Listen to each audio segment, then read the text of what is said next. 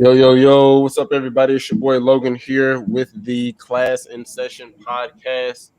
I am your host, Logan Taylor.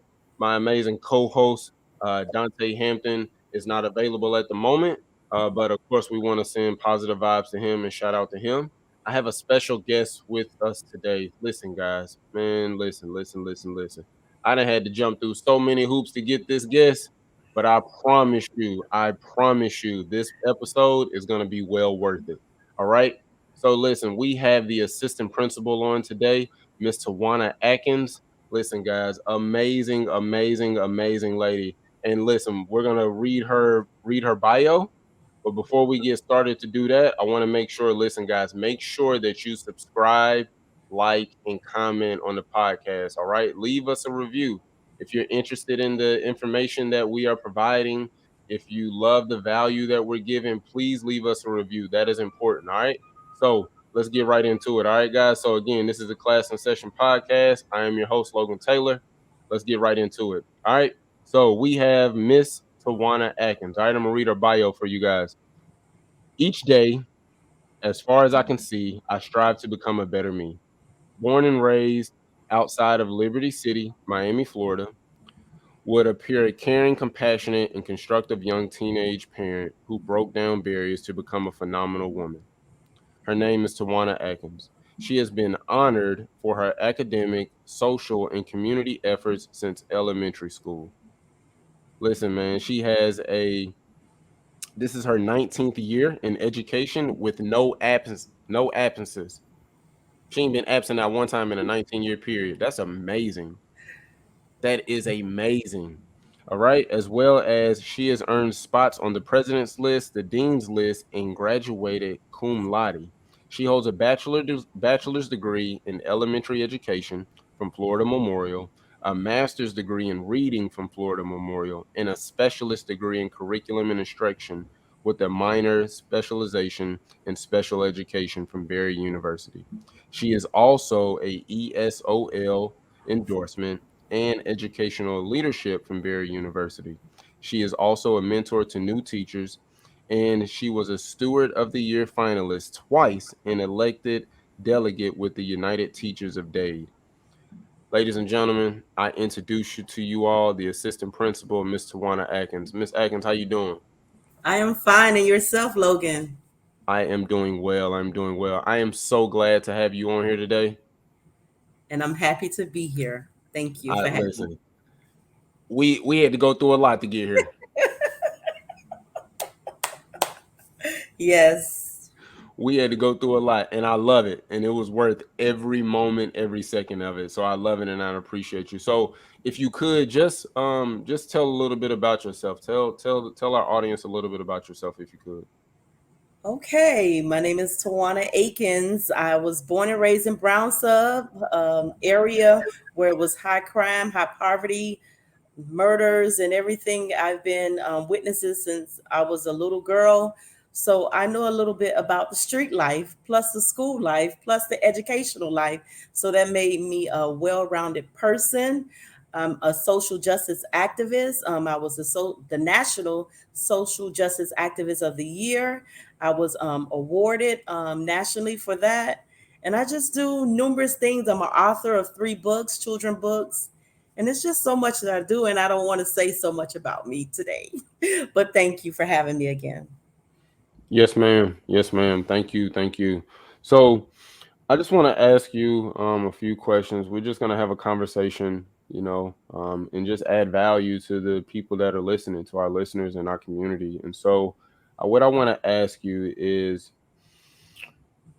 what is the common myth about your job or your field of expertise? So I know, of course, you've done some amazing things. You've been in education for 19 years. What are some common myths that you've experienced in that 19-year period?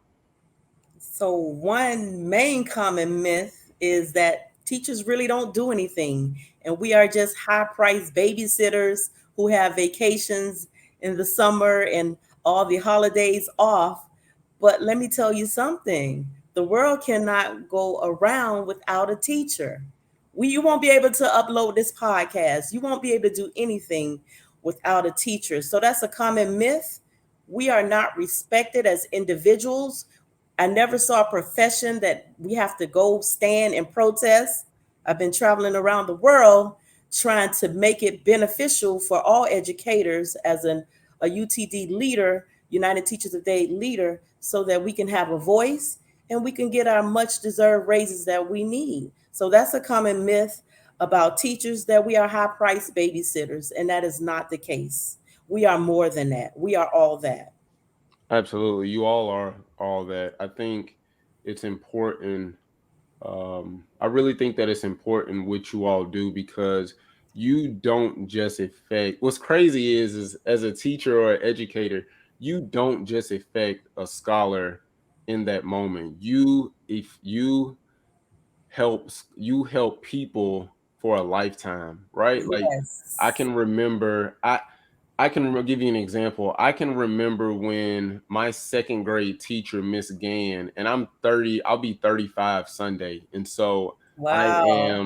I'm 34 now, and I can remember my second grade teacher and how she made me feel and how she was there for me and some of the things that, she poured into me and how she instilled me and things of that nature. So I tip my hat. Oh my God, I tip my hat to you all because you all are needed. You're valuable. It's a necessity for what you all do. I agree. I agree. And I want to just say one other thing, like when you are an amazing shining star as a teacher that can handle like the pressures in the classroom, one thing about it is that they're going to load you up with all the what? With all the kids that cause problems. But when they see when those kids are in your vicinity, that those same kids don't act like that. So that's another thing. That's one myth within the myth of the school system that teachers have to carry that load. And it's a heavy load when when you're able to accomplish great things in the classroom. Absolutely. I agree. So let me ask you, why did you get into education? I got into education simply because I loved being a teacher as a child. Like I had a lot of siblings. My dad had 26 children, so it Wait, was wait, six wait, wait. I'm at sorry. Don't 26. let's not just Yes, breeze past that. Let's not just breeze past that, Miss Atkins. Hold on, wait, wait, wait. Let's not just breeze past that. Hold on now. yes. Listen. How many? My dad had 26 children. A Whew, few have Jesus. passed on. My dad has passed away as well. But God rest his soul. He was an amazing father with the 26 kids. Like I was thinking about him actually today. I think about my dad often. But yeah, I just can't get over he had that. But that's what inspired me to become a teacher. I only had one child. So let's get that straight right now. I was Right, right, not right. following I behind got you. my I'm picking up father's what you're laying footsteps. down. I got you. So that's what inspired me to become a teacher when I used to sit with my little sisters because under me is it was only two additional children under me. Like I'm like 24 of 26. So I was happy to be able to put impart a lot of knowledge inside of my little sisters though them brains when I used to have them as children, and they did very well in school. My baby sister has since passed on as well, but that's how I started. I knew I was going to be a teacher or a lawyer, and I I kind of still able to pursue that goal as well by being a social justice activist. I'm always standing in defense of someone, so I got to do the best of both worlds. I'm a qualified, competent, educated, data driven teacher, and I'm also a helper of the people. So I get to do both. I love that. I think that that's amazing. But we Thank just you. can't just skate by and you just saying you got 26, I'm sorry, 25 siblings. Like we just can't skate by that. Like that's wow, that's Yes, amazing. and we all know each other. We all know each other. And the thing about it, by time I'm gonna say this really quickly. By the time my mom got with my dad, because she had the last six kids from him, Mhm. my oldest sister was older than my mom. Wow. Yes. Wow. Wow. Yes. Wow. That's amazing. Yes. And I think it's even that's a testament. That is a testament to your dad as your father, right? Because you said all of us know each other. Yes. Yes. That wasn't the case at first, but we all know each other now. Absolutely. Listen, I get it. I understand. I get it. I understand. Yes. I have three phenomenal and amazing kids myself, and so Awesome. I can definitely understand and relate. And so, that's man.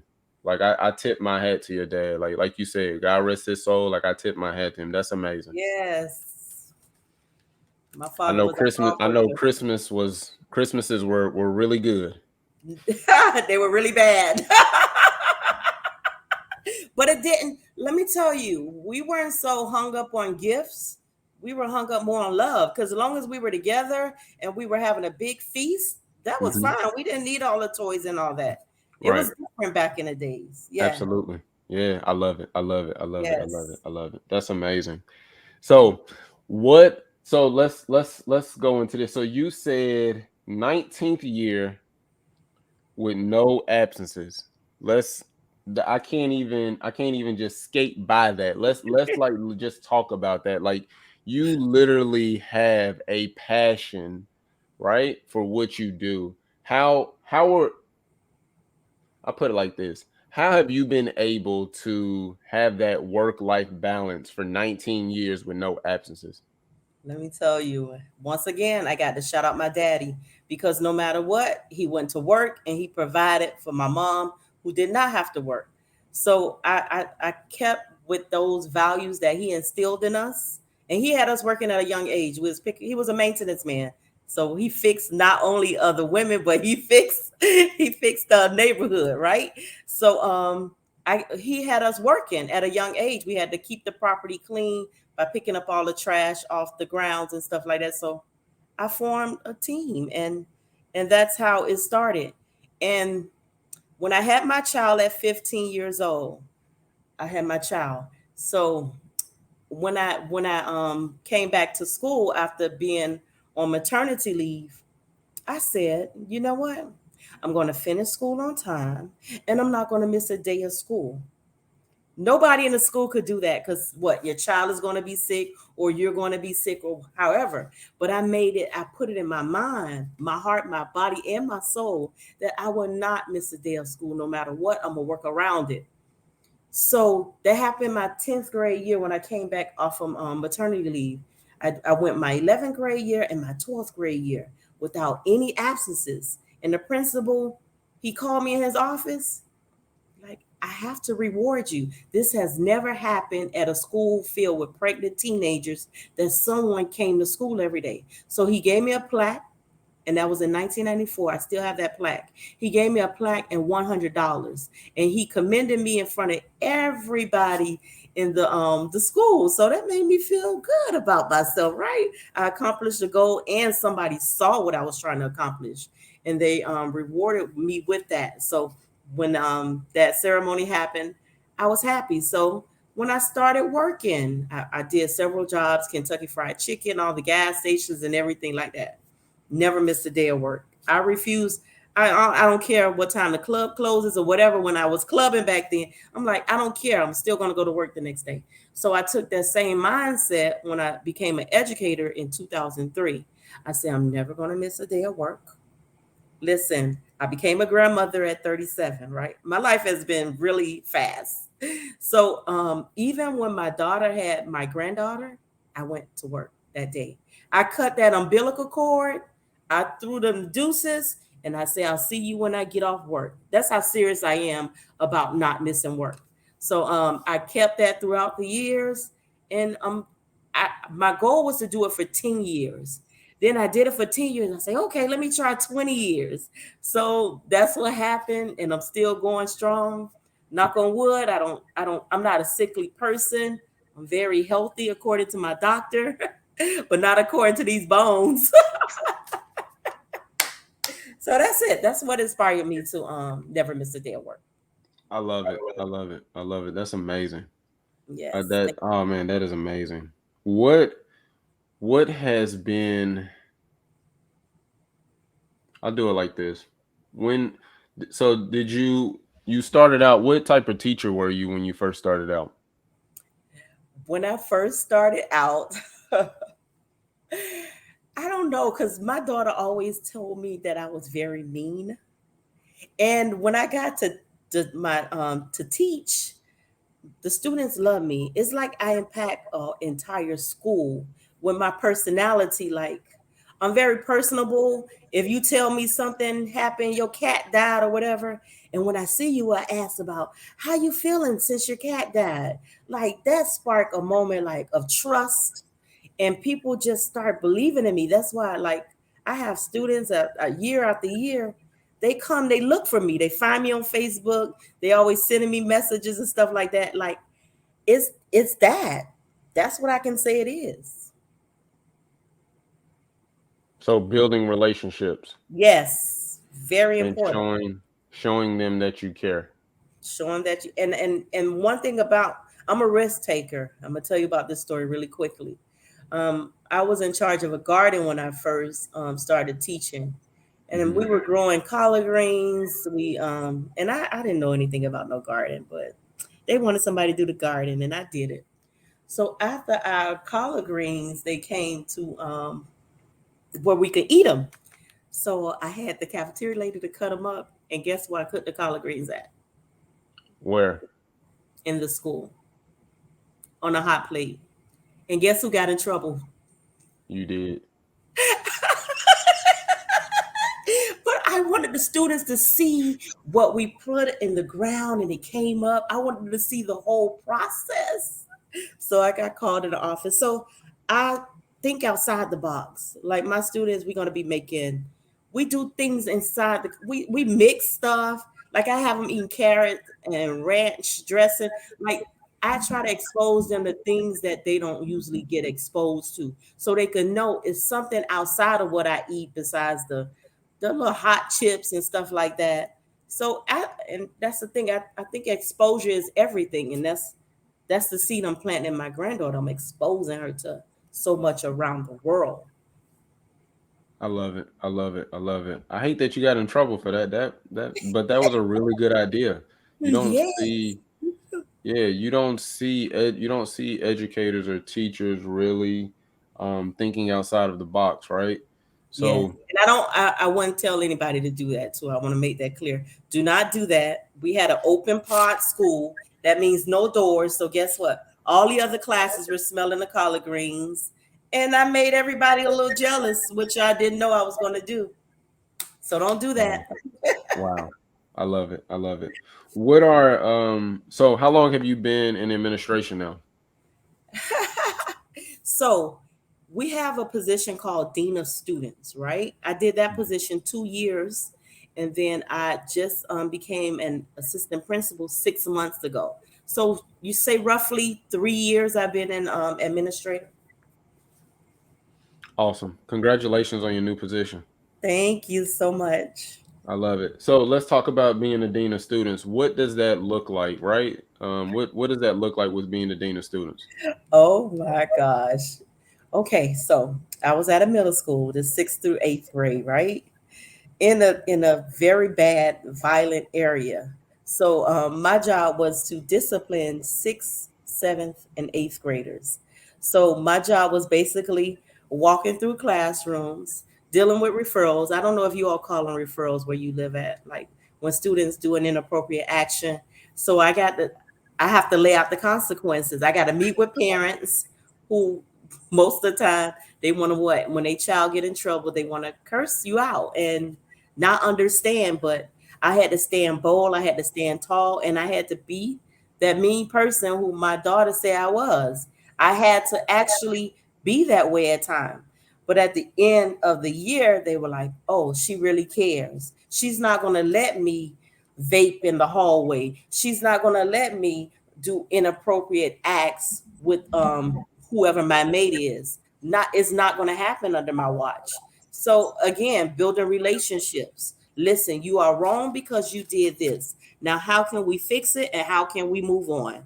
I'm the dean of discipline. I'm going to discipline you, but how can we move on from this? Because if you do something else again, you're going to have to see me again and you have to face additional consequences. So that was my role as a dean of students. I was the dean with behavior, and my principal also wanted me to like stay in tune with actual curriculum. So I did classroom walkthroughs. So my principal really, her name is Dr. Thompson. She really allowed me to have great experiences where I knew curriculum and I knew discipline. And once you know curriculum and discipline, you're going to be a great leader. So I wanted to shout out Dr. Lita Thompson. She is my rock. I still go to her for advice. And she helped me just, I was able to just go and sit down in my position and know it. I love it. I love it. Dante, come on, man. Jump on in here, man. I know you got some questions for Miss Atkins. Come on in. All right, Miss Atkins. Sorry, I'm a little late to the party. We was having some technical difficulties, but it's all good. But No first, I want to problem. just say congratulations on everything that you have going on. We Thank just you. ecstatic for you to be on the show with us. But my question for you would be simply, um, what what you think the difference between as far as being a teacher and an administrator, like, what is that? What how big of a difference is that? And can you let our audience know exactly, as far as roles, how can that Okay. affect the child, if you don't That's a mind? great question. That's a great question. The difference between being a teacher and administrator. So, a teacher is responsible for the students on their roster. That's it. So if you have 20, like for example, in elementary school, you have an average of 20 to 25 students. You're only responsible for those 20 to 25 students. In middle school, you have about 6 classes, 20 students each class. That's 120 students. In high school, same 120 students. So think of it. You as a teacher, you're only responsible for that small amount of students, which is massive at times, because sometimes with 25 students act like 75 students, so whatever, right? So being a teacher, you're just responsible for making sure that they at least grow 1 year under your watch and you don't end up on the news. That's your job as a teacher. Don't end up on the news doing something foolish, and just take care of your students and teach and come to work, show up. As an administrator, however, I'm at a school with 1,898 students. So I'm responsible for every last student in that building. I'm responsible for 100 and something staff members. So it becomes massive, right? So you're not only thinking about, oh, my cute little Right. classroom, you're thinking now on a massive level. And then that's more personalities, more issues, because we're human beings, issues arise. So that's the main difference, the accountability, because as a teacher, you're accountable for your test scores. As an administrator, you're accountable for all test scores. If you're testing in 8 different areas, you're accountable for 8 different areas. And it's more accountability as an administrator than a teacher, and you have to always be on call. As a teacher, once you leave the building, you're done. That's not your worry. The school is not your worry. But as an administrator, if anything happened to a student, if anything happened on a campus after you leave, if they need you to come back, any extracurricular activities, especially in high school, we stay at the school sometimes 7 to 8 p.m. at night and sometimes even later. So the responsibility itself as an administrator surpasses the teacher. Okay. Okay. Now I asked that because I'm gonna lead you right into the hot round here. So I'm gonna Okay. blitz you with some tough questions. Now these Oh, look are, at you. Look at you. yeah, I know they saved me for last. So, like I said, this is your opinion. We don't, me and Logan talk about this, but this is your opinion on this. This is, I got two of them.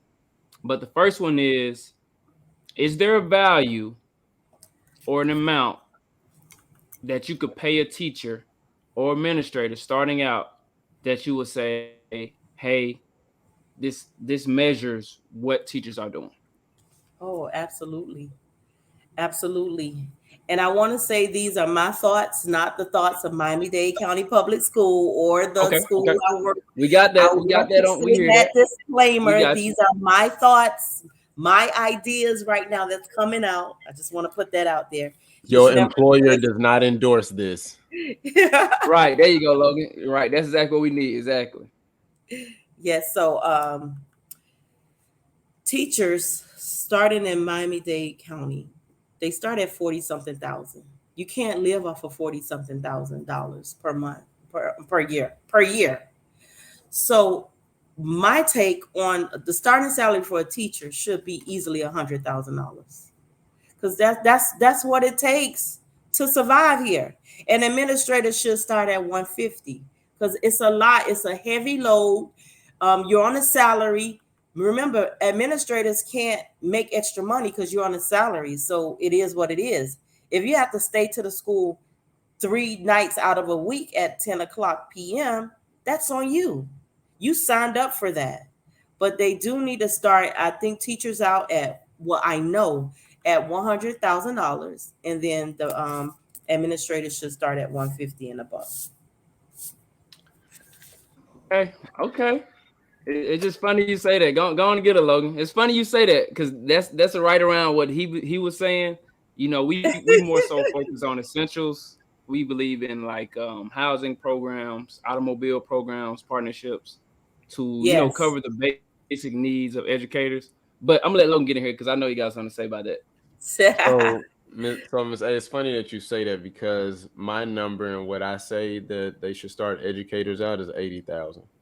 Okay. And so I say that because I'm like, yo, if you can if you can create programs for educators, right? So maybe the first 5 years or the first 3 years or whatever the case may be, if there could be some type of incentive with, like Dontay said, housing or automobile, or maybe, health insurance or something like that. Like if we could get some type of incentive for educators, then I feel like one, you won't have as much burnout.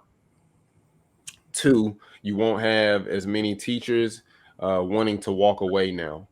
And then three, I also think that you would have a influx of educators wanting to come into this space and wanting to maximize their potential in adding value when it comes to being in a PWI or a urban school or the Hispanic community or whatever the case may be, right?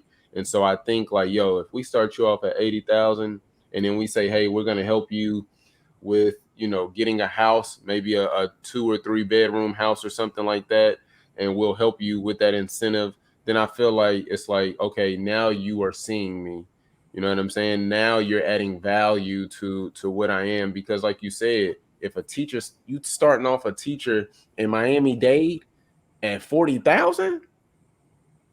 Can't survive. Not with one salary. No, not with one salary. And if they got kids, you really can't survive. Exactly.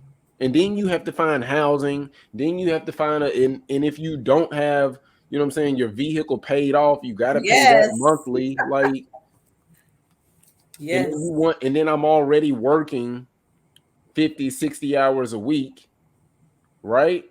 And you're not Exactly. even paying, I'm not even getting paid for those 50, 60 hours. I'm only getting paid for 40 hours or 37 and Exactly. a half. Yeah. And then I'm taking work home and things of that nature. So I feel like if there was some type of incentive program that could be geared towards educators, then I think that we could be moving in the right direction. Yes. Now I got one more question for you right here. How do you measure growth? If you're a principal, how do you measure growth? And you can Well, say this from a teacher point of view or administrator. Let's throw out testing. Let's throw out all that. How do you measure growth for a student if he was in your class, if he or she was in your class? I will measure growth about my overall school climate and culture. How were the students at the beginning of the year versus at the end of the year? Like as a teacher, I always had the students who they said were never going to perform on grade level. So that was always a challenge for me. And I usually beat the challenge because if I get you to read, I don't care if you don't pass that end of the year test. Long as you read better than what you were reading before. Like I was awarded at the school board because my low level kids, they read the most books in the district. They read 5,000 books as a class for one school year. And I set that goal and they came with it. So it's all about setting goals, building relationships, Wow, and changing mindsets. And these the same little kids that look like my skin color that read those 5,000 books. that's awesome. So Awesome.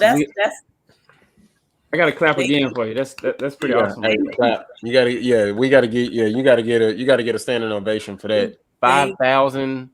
5,000 books in one calendar school year, which was 180 days. You That's set the amazing. goal, they will come, they will try to achieve it. If you set the goal and you keep reminding them of their goal and incentivizing and building them up and telling them they can do it, I don't care if your book is on a kindergarten level. Read the book. Absolutely. You're gonna learn something from everything you touch. You will learn something. Absolutely. And I love that because Miami-Dade is actually one of the largest school districts in the country. If I'm not Yes, mistaken, I think they're one of the top 10, if I'm not yeah. mistaken, We were It number was school number three. 8 district. when I looked. I think they Yeah. might have So changed though. top 10. That's and you did that in the whole school district, not just in school, in the whole school district. Like Yeah, let's not look over that. Like yeah, that's big. That's amazing. So I think that that's awesome for you to be able to have that ability to connect with students that way. I think that's amazing. yes. Thank you.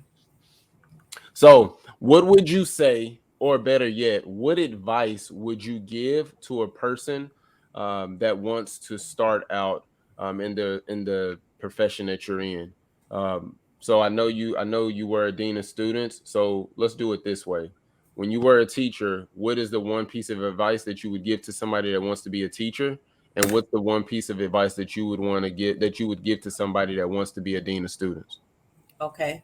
So the advice that I would give as a teacher, besides first you have to build relationships. The other advice that I will give to a teacher to don't give up because my daughter is also following in my footsteps, right? And I wanted her to be at a tough school first to get her feet wet, but I think I did a disservice to her. So I want teachers to know, beginning teachers, don't give up. Just because when you're hired at one school and it doesn't work out, is other schools, and I don't think they get that in their head. Like this is not working for me. I'm just going to quit. No, don't quit. Go to another school. Do your research on the behaviors, the climate, the culture, the demographics, and stuff.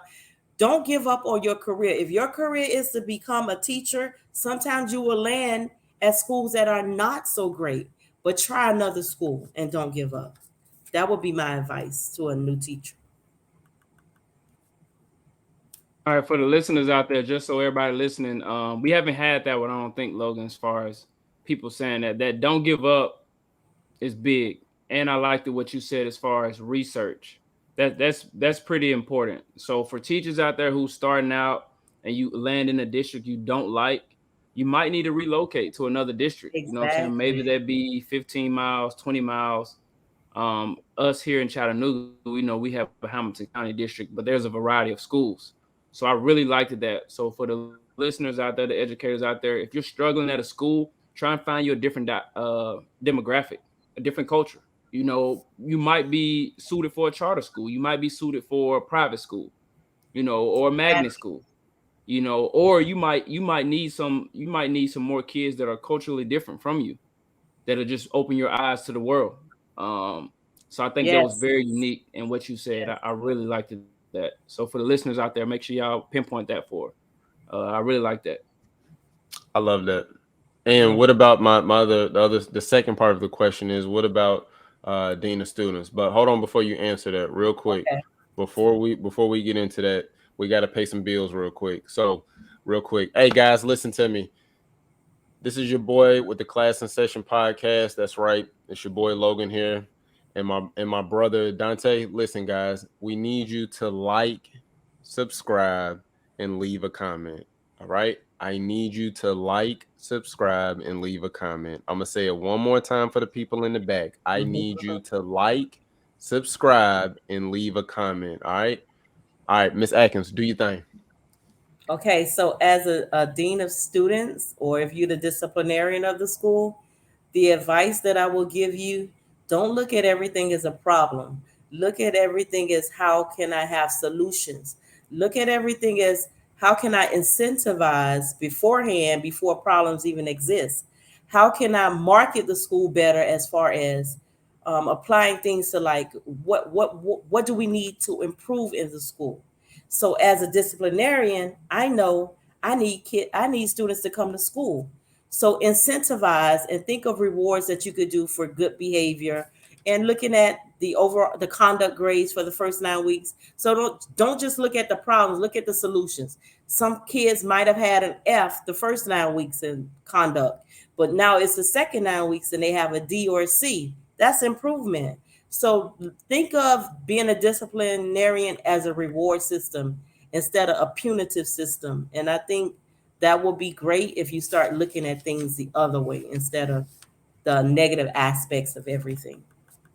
I love it. I love it. I love it. What are some best practices that you have used in your 19 years of education that that that other people could possibly use being in a different district, or they may be in the same district as you, right? But what are some Yes. best practices that you've used to like build relationships with students? Because I remember us talking early on in the conversation, you were saying about building relationships and things of that nature. So what best practices did you use, or how do you continue to use those best practices to build those relationships with your scholars? That's a great question. So building relationships start from the outside of the school. I'm in the community a lot. So I actually got a chance to work where I grew up at. So I was teaching my friends' children. So that's how I built relationships outside. They knew my character as a person. They know I'm serious and I'm fun. Like you get the best of both worlds because I'm going to be goal driven and fun as well. And being there when they drop off their kids in the morning, that means a lot to everybody. That means a simple good morning, have a great day. It's not being phony, it's being in their moment because you never know what's happening with people in the morning. You know, it's a lot of domestic violence in the morning, it's a lot of issues that arise in the morning. So by you being there outside in the morning, just spreading that good love and that good cheer. Sometimes I buy donuts, sometimes I buy you some little juice boxes. I do whatever to build who I am as a person because my organization is a better me. If I'm not showing how I'm a better me every day, how can I say that's my organization? So, with that being said, that's how I build relationships. During lunchtime, I'm gonna walk through that cafeteria. I may play a few songs. I may get on a level, long as no curse words in there. I dance with the students. They like all that. They like all that. But at the end of the day, they already know. How's that report card? You did your homework? Like, and I watch them, and my head is big for a reason.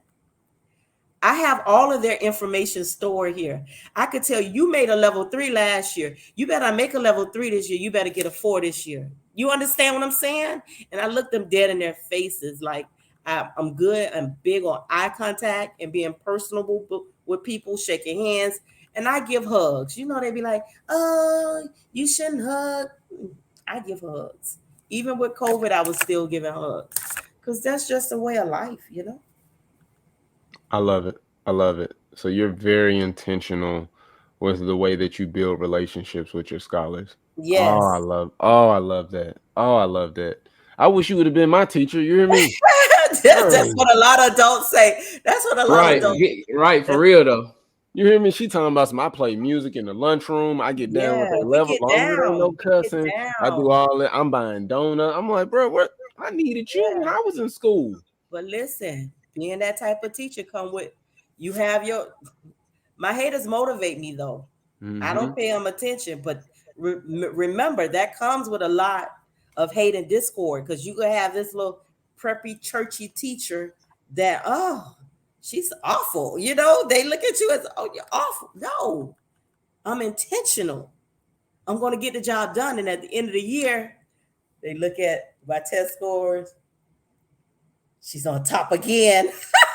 Because I don't do what you are like. I'm not better than you all. I'm not saying that. But you all work so hard, but I work harder at building up people.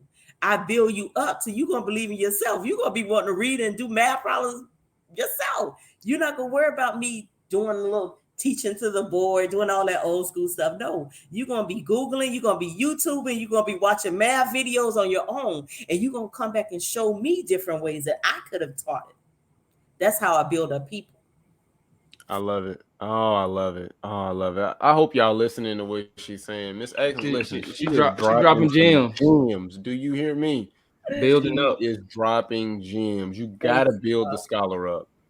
You Yes, and they already oh, know I love my little black boys. I love all children. Let me say that.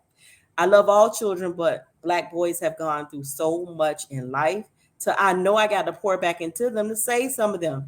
I get disappointed when I hear my former students have committed murders and stuff like that. Because I feel like could I have done something else?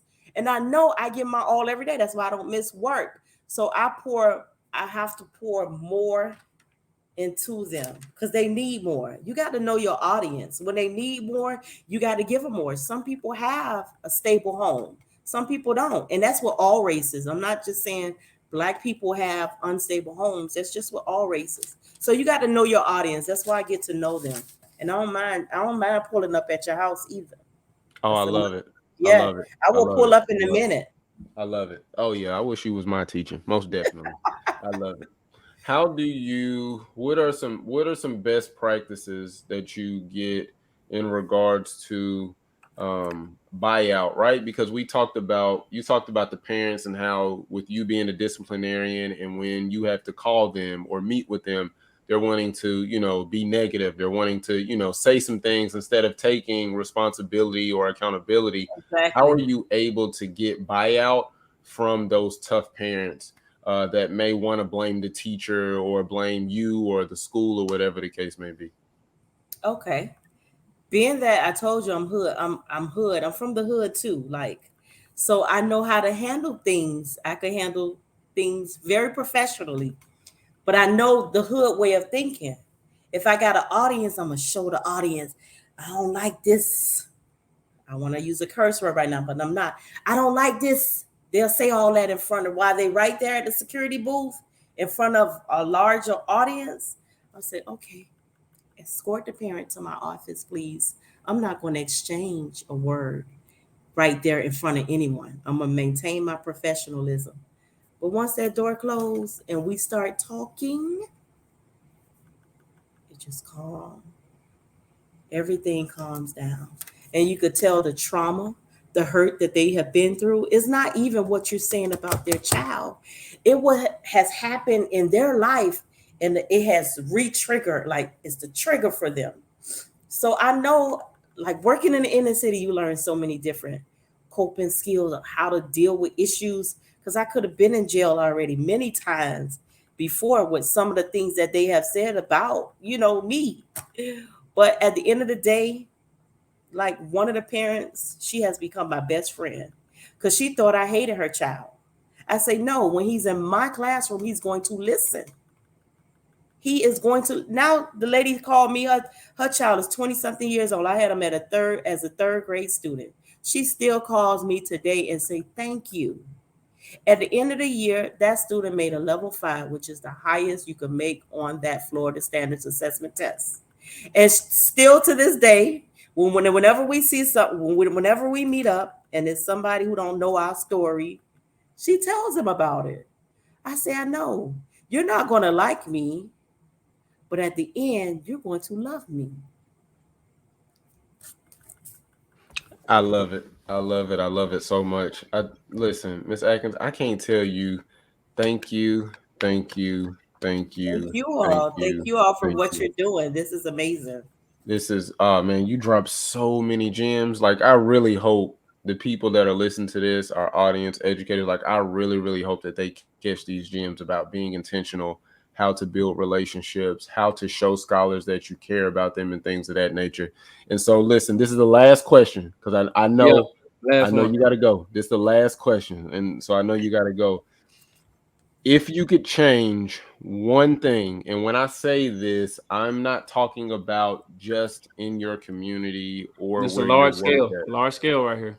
I'm talking globally. If you could change one thing about education, what would it be? If I could change one thing, okay, I'm not going to talk about what I want to talk about. I'm going to talk about this. I'm going to be more politically correct right now. I will change the way the lack of financial literacy taught to students from K to 12. Like we need more financial literacy courses so that our students can understand what life is all about early in life instead of them graduating from high school and then trying to figure out things in life. Like right now, in elementary, our students should know about saving money, about counting money, about if I need to pay for my t-shirt, I don't have to go to my parents. I could go to what I have saved, count out my own money. That's how you start the transactions. And I used to tell my parents, you all need to stop it. You go to McDonald's, you say, "Man, have a cheeseburger, kids meal, or whatever like that." The kids don't look at a menu. Everything is like a rush. I say everything is a learning experience for me. When you see that M, what that means, what them golden arches mean, like make it a teachable moment. I'm not saying you're gonna have time for that because sometimes you get tired. People say they don't know where I get my energy from, but I take everything as a learning experience. So that's what I will do. I will create more financial literacy. Then you know about your credit. Because when I first got in college, they gave me this Discover card for $5,000. That $5,000 was gone within a week. I had my whole family in Tommy Hill figure, making him richer. Okay? So that's what I mean. We need more financial. I'm I'm just sorry, that's learning. funny. I'm sorry. That It was was funny. it was it was so funny in ghetto. We all had on our Tommy Hill all the way down with the shoes and everything to match. And we took photos and all that bull crap. But just knowing, I'm so happy my life changed though, because now I have financial sense. I own a few properties. I'm investing in myself. Like I have a good road that I could leave my grandchild something too. And with her learning, and imagine this, my granddaughter gonna be left with a few properties, right? But imagine once she's in school, starting to learn about everything, and plus the knowledge that I'm teaching her, coupled together, she's only has no choice but to be great. Now, you're going to have those outside influences because we know that children have outside influences that may distract them at times. But I can really say that I'm giving her a greater foundation than I was able to provide for my daughter because I had her so young. But now me knowing a lot of stuff, I'm able to teach my granddaughter. We were working on rounding numbers the other night. She and they catch on like this. Once they know you're invested in them, children will rise. I made her get off of Roblox last night. My granddaughter has long legs. She's 8 years old, right? I said, you know what? We got to find your trajectory. Like she's good at acting and everything, but it's more to her. I said, you always talking about how you beat everybody in the class running. You need to think about track. So we read a whole chapter book on track last night, and she had to answer the 5 questions at the end of the chapter book. And guess what? Not to brag, but she got all 5 of those questions right because I sat there and made sure we understood it together. I paused the recording because it's a read aloud book. I paused, asked questions so she could understand what's going on. And I say, don't go to school talking about you have a rival now because we learned that new vocabulary word last night. So that those are some of the experiences our kids need. And with the use of financial literacy, going back to that point, If we teach them how to be financially savvy, how to understand credit scores, credit report. I check my credit report. So happy with my status right now because I know where I have come from. I have seen four something on my credit score. Now I see almost 800 on my credit score. So I see the growth. That's why when you started off with my quote, that's the quote I live by every day. Each day, as far as I can see, I strive to become a better me. That's my mantra. I love it. Yo, we gonna end it. We gonna end it Heavy, right there. heavy. Listen, Okay. She's heavy out here. man, she So dropped heavy, so many gems, man. heavy. Listen, 19 years, no absences. 19 years, no absences. Being intentional with building relationships. Hey, Yes. say that 19 years, no absences one more time. That's pretty that's like people in the 19 NBA, like in years, sports, don't even do that. man, That's pretty 19 crazy. years, no absences. She like the LeBron James of teaching. Pretty much. Pretty much. 19 years. I'm gonna say it one more time. 19 years, no absences. Yes. And she had a kid at 15. Exactly. Yes, I did. I did. Had a kid at 15. A single And she got parent. her bachelor's, A and she single got her parent master's, too. and she got her certifications. Like we talk, hey, she a big dog. Do you hear me? I'm And she just trying. became the assistant principal 6 months ago. So listen, Miss Atkins, I cannot say thank you. There will never be enough words for me to tell you how much this meant to me, and how much you mean to me, as well as the impact that you've made this past 50 minutes with us. Wow. It'll go on for a lifetime. So I really appreciate you. Thank you so much for being a part of Very this. appreciative. Very Thank you appreciative. all for having me. I truly enjoyed this. I truly enjoyed it. Yes, ma'am. And listen, we got to bring you back. All right. So whenever you're ready to come back, we got to bring you back on, and No we problem. gotta No add problem. more value. She'll So probably be a listen, guys. principal by then. She'll be a Yeah, principal. Probably got two Yes. principal, schools. She'll probably have her own superintendent. school down in Dade I Super, County, receive built it. from the I ground. receive it. you hear I me? She might receive listen. it. She might be built. She might have her own school by then, man. That's what I'm saying. Yes. Probably two of them. Yes. Yeah. Yes. So listen, guys. Before we get out of here, man, listen. I am your host, Logan Taylor. This is the Class in Session podcast with my amazing co-host, my brother, my partner in crime, Mr. Dontay Hampton. And listen, Miss Atkins, thank you so much. And listen, guys, I need you to like, subscribe, and leave a comment. All right. Yep, I yep. need you to leave a review. That review is so important to us. We want to add value, so we're looking for your feedback. All right. So before we get out of here, again, like we always say, why be normal When you can be when you extraordinary. can be extraordinary? Yes. We'll see y'all soon. Peace.